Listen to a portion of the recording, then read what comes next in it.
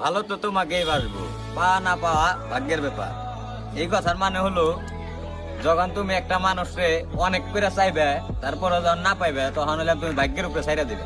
মানে তখন মানুষটা স্থির হয়ে যায়, স্তব্ধ হয়ে যায়, যে আল্লাহ যা করে খুশি তাই হইবে। আসলে একটা কথা কি বিশ্বাস করো, তোমারে ভালোবাসার পর আমি অনেক মেয়া দেখছি, অনেক কিছুই দেখছি, অনেক ভালোবাসা পাইছি, কিন্তু কোনো জায়গায় আমার মন ভরে নাই। মানে তোমার মতো ভালো আর কাউরে আমার লাগে নাই। এটা তুমি ভালোবাসা হিসাবে নিবে না কোন হিসাবে নিবে, এটা তোমার ব্যক্তিগত ব্যাপার। কিন্তু মানে এই যে দীর্ঘ যে একটা গ্যাপ তৈরি হয়ে গেছে, মানে দীর্ঘদিন ধরে তোমার দেখি না বা তোমার সাথে কথাবার্তা হয় না, তারপরে তোমার প্রতি মনে করো অন্যরকম একটা মায়া আমার মনের ভিতরে মনে করো রয়েই গেছে। এটাই মনে করো আমি মনে করি আমার তরফ থেকে ভালোবাসা। জানি তুমি অনেক ভালো আছো, কারণ কেউ কারো মনে করো সাইডা যখন যায়, হয়তো ভালো থাকে দেখে যায়, আমার কাছে যেটা ছিল না ওইটা অন্য কারো কাছে পাইছো দেখে তুমি আমার সাইডে চলে গেছো।